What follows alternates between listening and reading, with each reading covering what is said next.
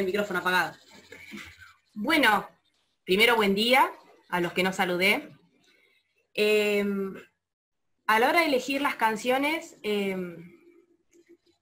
digo, bueno, quiero elegir algunas alabanzas que estén reconociendo lo que Dios es, quién es Dios. No tanto lo que yo quiero que Él haga en mí, sino reconocer en este tiempo quién es Él en realidad. Estaba leyendo Mateo 14 y quería compartirle, no lo voy a leer, sino que lo voy a contar, y es la historia de Pedro cuando camina en el agua. Resulta que Jesús envía a los discípulos a que se suban a la barca y crucen hacia el otro lado. Mientras ellos están en ese proceso, se desata toda una tormenta, Jesús estaba aparte orando. A la madrugada ve que los discípulos estaban tratando de remar, que estaba complicada la situación de ellos, y se comienza a acercar caminando sobre el agua. Cuando los discípulos lo vieron, les agarró miedo porque pensaron que era un fantasma, y Jesús le dice, no tengan miedo, soy yo. Entonces Pedro le dice, bueno, si sos vos, mandame a que vaya a caminar sobre el agua. Y esto es importante, la palabra de Cristo tiene poder. ¿Qué le dijo Jesús? Ven. Y basado en esa palabra, en su voz, Pedro empezó a caminar sobre el agua. Y empezó a avanzar en algo que era totalmente imposible. Avanzó en la tormenta y caminó sobre el agua. Pero de repente, no sé si hubo un ruido, si el agua lo empezó a mojar. La Biblia dice que empezó a sentir el viento. Y él corrió la mirada. Y cuando corrió la mirada, él se hundió. Y la historia sería trágica si termina ahí. Pero cuando él se hunde, él clama a Jesús. Y Jesús lo saca del agua. Y le dice, hombre de poca fe, ¿por qué dudaste? Y yo elegí esta porción de la Biblia, porque nosotros hoy como comunidad, como sociedad, como mundo entero, estamos pasando una tormenta también. Y en medio de esa tormenta tenemos dos opciones. O miramos la realidad, y ese sentimiento de miedo, de angustia, de ahogo, nos empieza a hundir, o miramos a aquel que puede transformar esa realidad. O que aun cuando no la transforme, nos va a acompañar en ese proceso de tormenta. Y hoy yo los invito a cantar estas canciones, para que cada día nosotros decidamos mirar a Jesús, recordar quién es Él, recordar que Él puede resolver esta tormenta, que Él puede transformar esta realidad, o nos puede acompañar a sobrellevarla. Es la única manera en la que nosotros, si miramos a Cristo, no nos vamos a hundir en medio de la realidad. Y esto no se trata de negar lo que nos pasa, sino de poner los ojos en aquel que puede resolver cualquier situación. Su palabra, al igual que con Pedro, sigue teniendo poder. Sus promesas siguen siendo sí y amén en Cristo Jesús. Y nosotros somos quienes creemos esas promesas o miramos la realidad y nos hundimos. Por eso estas canciones que vamos a estar cantando juntos nos hablan de los atributos de Jesús, de Dios, quién es Él en realidad.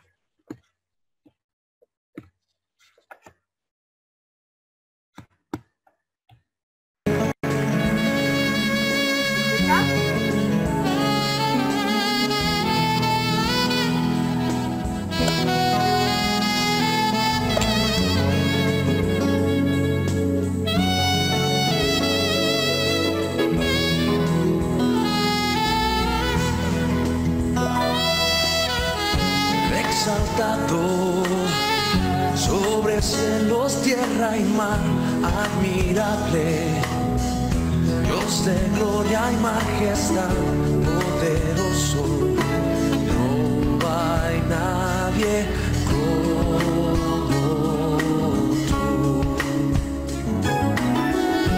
Torre fuerte, mi escudo y protección, invencible. Como tu Señor, poderoso, no hay nadie como tú, me sacias de verdad, me das tu santidad, inigualable eres, solo en ti está la salvación.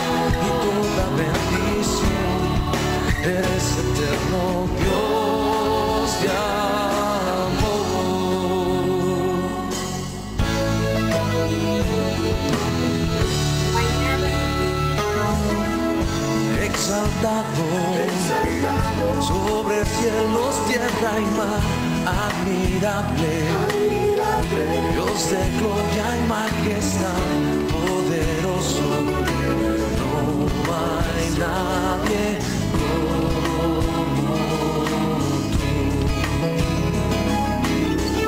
Torre fuerte, mi escudo y protección, invencible, eres como tu Señor, poderoso, no hay nadie como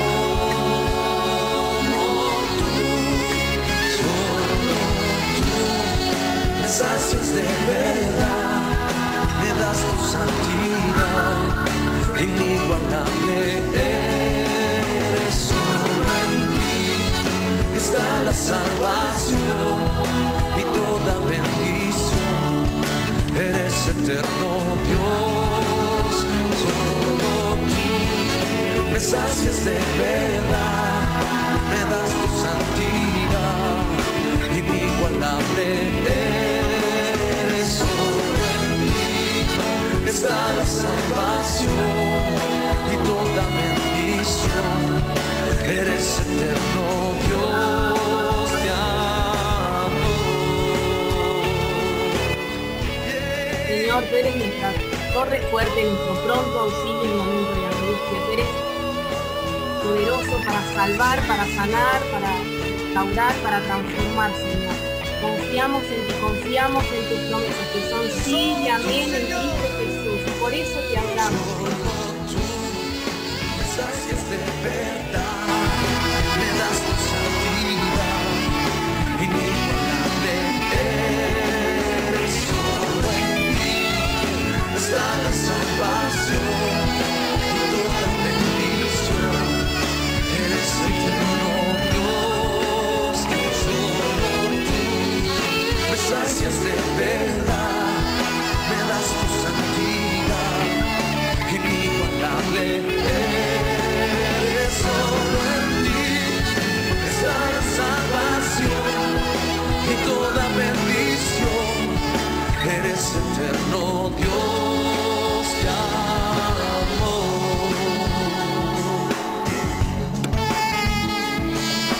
Señor, en ti somos salvos. Gracias porque tú eres suficiente, para nuestra vida. Completa todo Dios todo. te amó. Gracias porque recordar quién sos, lo que has hecho y lo que has de hacer, reconforta nuestra alma, renueva nuestras fuerzas. Y queremos seguir adorándote y seguir reconociendo tu grandeza.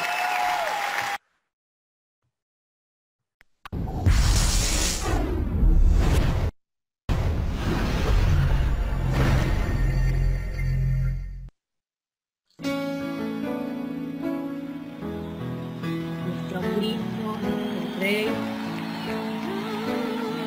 en todos los días.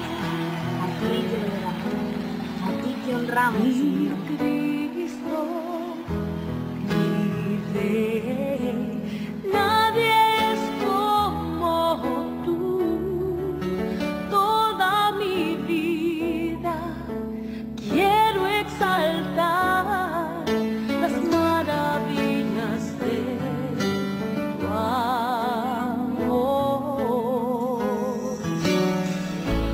Consuelo de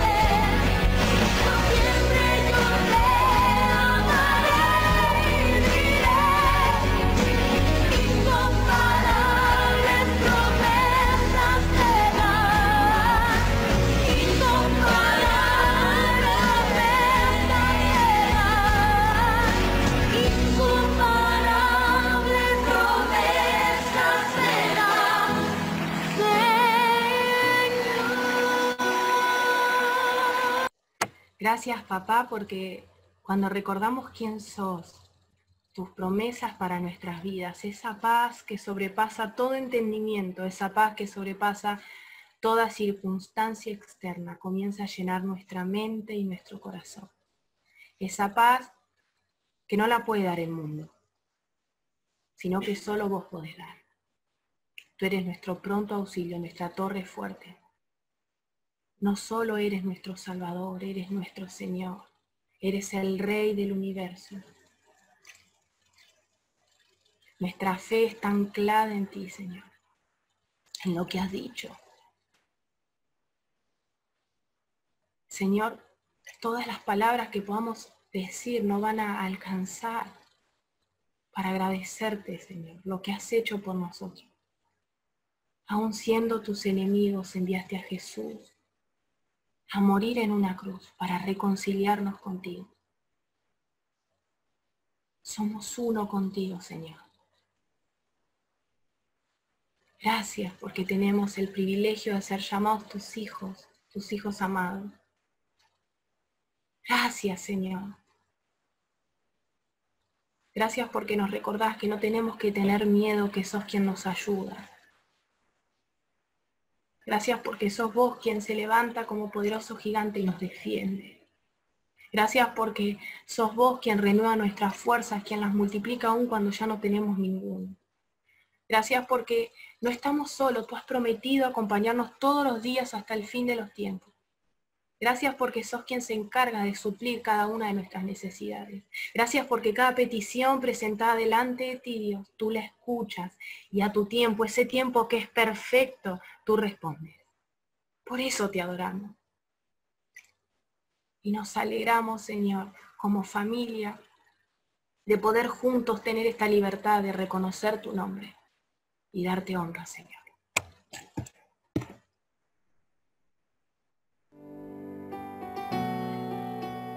Por lo que eres, por lo que has hecho, de honra, de paz.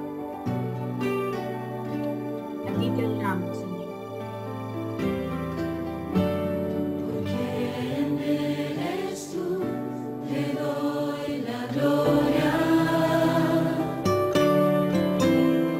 Porque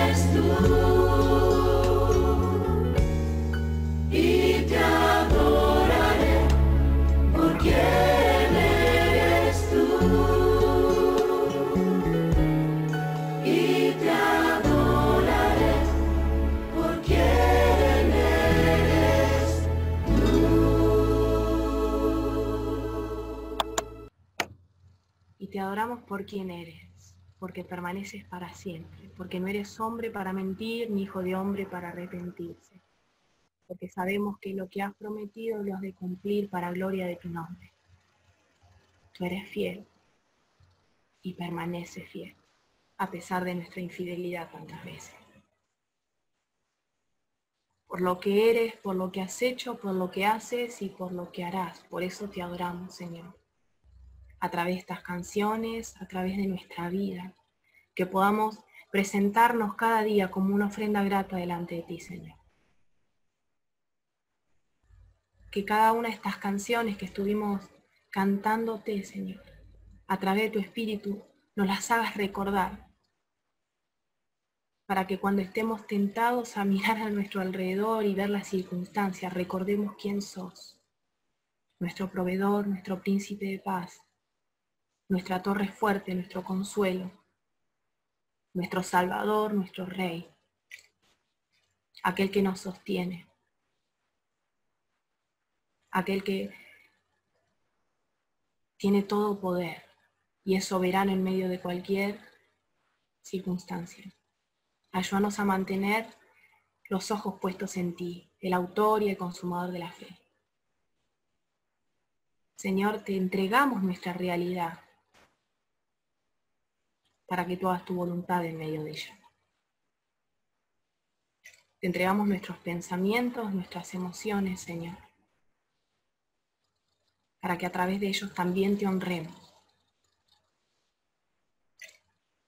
Tu palabra dice que el perfecto amor echa fuera el temor. Por eso te ruego que cada día nos ayudes a perfeccionarnos en tu amor, a permanecer en tu amor. Que seas tú quitando toda ansiedad, todo miedo, toda preocupación, Señor. Que seas tú, como te pidió ese papá, aumentando nuestra fe para poder creerte. Que seas tú revelándote a cada una de nuestras vidas, supliendo las necesidades conforme a tus riquezas en gloria. Señor, que cada día tu reino sea extendido y que más y más personas puedan llegar al conocimiento de ti. Úsanos como tu boca, como tus manos, para ser parte de la extensión de tu reino. Gracias por darnos ese privilegio de ser llamados tus hijos, de formar parte de tu familia. Gracias. Gracias porque cada día tú nos estás perfeccionando para venirnos a buscar y pasar una eternidad contigo. Enséñanos a transitar este camino hacia nuestro verdadero hogar de la mejor manera, puesto nuestros ojos en ti, Señor. Prepara nuestro corazón para recibir tu palabra y ayúdanos a creerla y a vivirla cada día en nuestra vida. Eres maravilloso, Señor. Eres maravilloso. Y por lo que eres, te damos honra y gloria a tu nombre. Gracias porque es tu Espíritu quien nos consuela, quien nos fortalece en este tiempo. Gracias, Señor. Gracias porque aún nos bendices con cosas que ni nos damos cuenta. Gracias porque aún en la creación podemos ver tu grandeza, tu poder y tu perfección. Señor, gracias porque de distintas maneras nos hablas, nos instruyes, nos capacitas, Señor. Gracias. Gracias por la paciencia que nos tenés tantas veces. Gracias por ese amor tan puro y tan perfecto, que no se basa en lo que hagamos o en lo que seamos, sino en lo que has hecho y en lo que sos vos, Señor. Dejamos todo en tus manos, Padre, en el nombre poderoso de Jesús. Amén y amén. Hola, buen día, iglesia, ¿cómo están? Bueno, quería compartirles en este domingo una parábola del Señor Jesús que me parece que va de la mano con lo que compartí hace un par de domingos de resistir la tentación y cómo Dios nos ayuda a resistirla y salir aprobados dándonos la salida, ¿no? Y la parábola del fariseo y el publicano en Lucas 18, del 9 al 14, donde se puede ver la actitud correcta de un hijo de Dios cuando peca, ¿no? ¿Qué causa el pecado en un hijo de Dios? Entonces, voy a leer Lucas 18, de 9 al 14. Dice: luego Jesús contó la siguiente historia a algunos que tenían mucha confianza en su propia rectitud y despreciaban a los demás. Dos hombres fueron al templo a orar. Uno era fariseo y el otro era un despreciado cobrador de impuestos o publicano. El fariseo, de pie, apartado de los demás, hizo la siguiente oración: te agradezco, Dios, que no soy un pecador como todos los demás, pues no engaño, no peco, no cometo adulterio. Para nada soy como ese cobrador de impuestos. Ayuno 2 veces a la semana y te doy el diezmo de mis ingresos. En cambio, el cobrador de impuestos se quedó a la distancia, ni siquiera se atrevía a levantar la mirada al cielo mientras oraba, sino que golpeó su pecho en señal de dolor, mientras decía: oh Dios, ten compasión de mí, o sé propicio a mí, porque soy un pecador. Les digo que fue este pecador y no el fariseo quien regresó a su casa justificado delante de Dios, pues los que se exaltan a sí mismos serán humillados, y los que se humillan serán exaltados. Creo que en esta parábola lo que resalta es la actitud del publicano, ¿no? Su actitud humilde, humillado ante Dios. Y me pongo a pensar en qué rol juega el pecado en la vida de un hijo de Dios. Si lo tomo en cuenta, lo tomo con la seriedad que se merece, o lo minimizo. Y eso acarrea cosas en nuestra vida, interfiere en nuestra comunión con Dios, y como vamos a ver, el pecado trae consecuencias. El fariseo, podremos, digamos, hacer una analogía, puede ser alguien que está dentro del ámbito de nuestra iglesia, ¿no? Saliendo de la historia, llevándolo a nuestro tiempo, alguien que está en la iglesia, que por ahí ha dicho soy cristiano, y bueno, por ahí usa términos bíblicos, está en prácticas religiosas.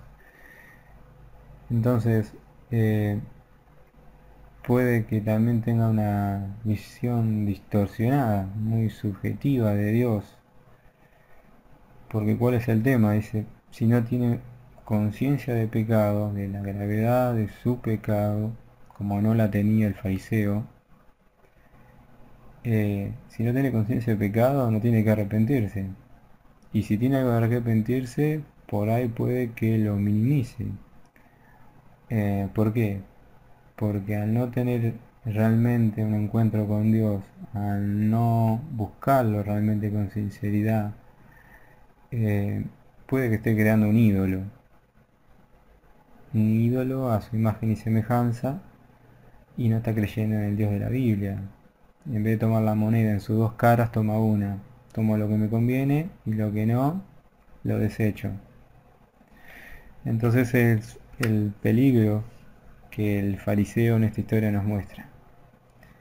El publicano, por otro lado, vendría a ser realmente un hijo de Dios que se encuentra en una posición diferente, posicionalmente está en otra posición, valga la redundancia, ante el otro pecador, porque ha sido justificado, porque ha creído en Cristo, por la obra en la cruz.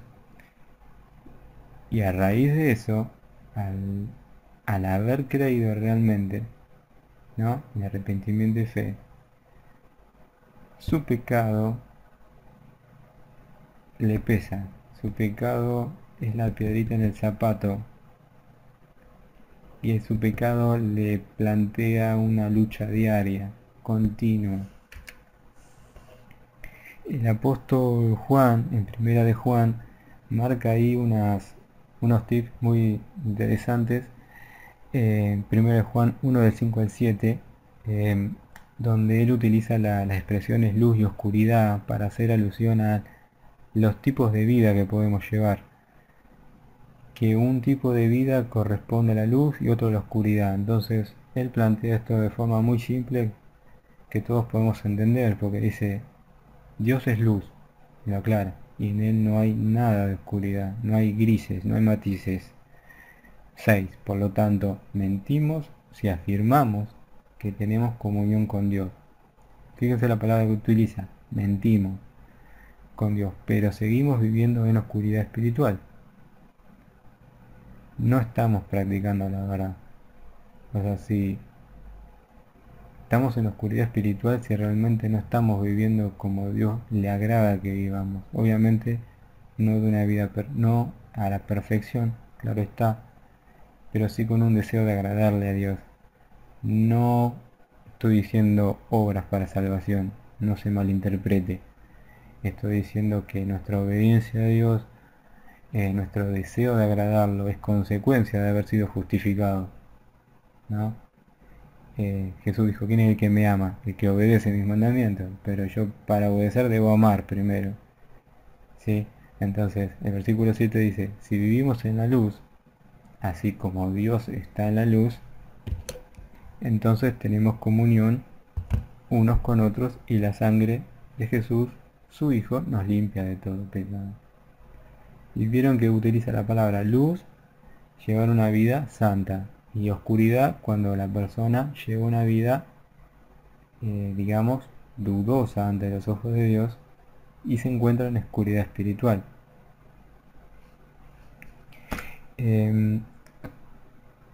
Unos domingos atrás hablamos que nosotros cuando somos tentados por nuestros propios malos deseos. Entonces, 1 Corintios 10:13 dice que toda tentación es humana. Entonces, hay algo que afirma claramente que debe darnos confianza, que dice que Dios es fiel, ¿no? Entonces, Él nos ayuda, nos abre la puerta para que ante la tentación podamos resistir y salir aprobados. Ahora el tema es qué pasa cuando accedemos voluntariamente a pecar. Entonces, ¿qué opina el Señor cuando nosotros voluntariamente accedemos? ¿Le podemos reclamar algo?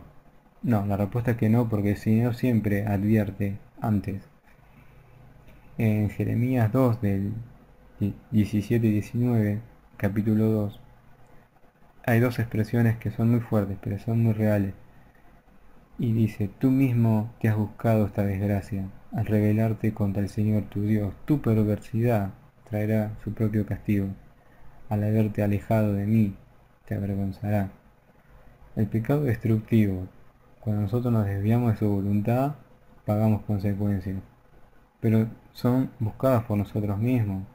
Siempre vos tropezás con la misma piedra, pero nosotros vamos hacia el pecado. El pecado te desea, pero nosotros vamos y accedemos al pecado. Entonces, ¿qué es lo que Dios desea en base a eso? Jeremías 3:12, Jeremías 3, versículo 14-13, en las láminas lo van a ver ahí, le dice, pueblo infiel, cuando nosotros ofendemos a Dios, salimos de su voluntad, estamos siendo infieles. Y dice, regresa otra vez a mí. ¿Por qué? Porque soy misericordioso. La razón es amor inagotable. Entonces eso nos da confianza a regresar a Él. Pero hay una condicionante. Solo reconoce tu culpa y confiesa que rehusaste oír mi voz. Arrepentimiento y fe, confesión de pecado, abrir el corazón.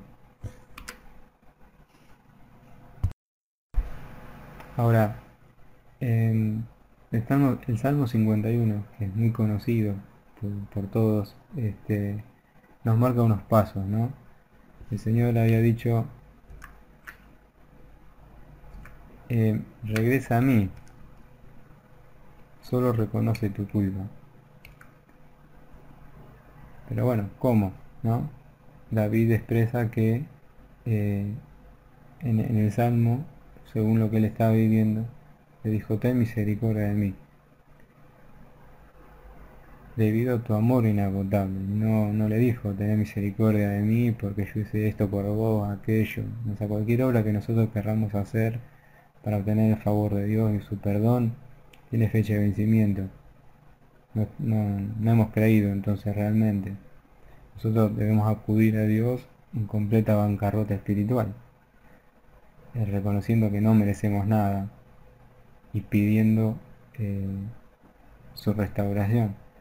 Obviamente nosotros accedemos a Él por Cristo y sabiendo que Él va a concedernos, pero hay una condicionante. Debemos querer cambiar, o sea, reconocer nuestras rebeliones, como dice el versículo 3, purifícame, dice el versículo 2, limpiame, saname. El versículo 4 nos dice, solo contra ti el pecado. Creo que en la medida que aprendemos a conocer a Dios y vamos aumentando nuestro conocimiento del Señor, nuestro temor a ofenderlo va a ir en aumento, nuestro amor a Él va a ir en aumento. Entonces cuando nosotros lo ofendamos, el dolor que vamos a sentir es mayor todavía. En la medida que los conozcamos, vamos a entender la gravedad del pecado en nuestra vida y creo que vamos a tratar de evitarlo. Por lo menos deseo que tengo. Y algo que, por ejemplo, el versículo 4 afirma es que dice, tienes razón en lo que dices. Cuando la palabra confesar implica, por decirlo de una manera, es decirle a Dios, estoy de acuerdo, primero que pegué contra vos, y estoy de acuerdo que hice lo malo, y estoy de acuerdo en lo que vos decís de mí está bien, que lo que vos ves mal en mí está bien. O sea, es reconocer lo que Dios está viendo en nosotros y que, como dice el final del versículo, entender que cualquier disciplina que Dios quiera aplicar es correcta. Y el versículo 17, siendo que es el final, nos ilustra digamos, el corazón del publicano, ¿no? Seguramente todos los pasos anteriores el publicano los hizo en su mente, en su corazón. Pero este corazón arrepentido, quebrantado, humilde de espíritu, se ve en el relato y es el corazón que Dios quiere y el corazón que Dios acepta, de aquel que lo busca con sinceridad, ¿no? Aquel hijo que va a buscar el perdón tiene que ir en esa condición. Y yendo a Primera de Juan de nuevo, del 1 al 9, me quedo con este versículo que creo que es una de las promesas cuando nosotros le fallamos, que dice que si confesamos nuestros pecados a Dios, ¿no? Él es fiel y justo para perdonarnos y limpiarnos. Me gusta la palabra fiel porque él dice en otro texto de la Biblia que Él es fiel y aunque nosotros seamos infieles, Él sigue siendo fiel porque no puede negarse a sí mismo, su naturaleza, ¿no? Y su palabra da testimonio de eso y podemos, en la medida que los conocemos, podemos afirmar en nuestra confianza en Él, que Él siempre va a estar, pero debemos acudir en arrepentimiento y fe, confesando nuestros pecados.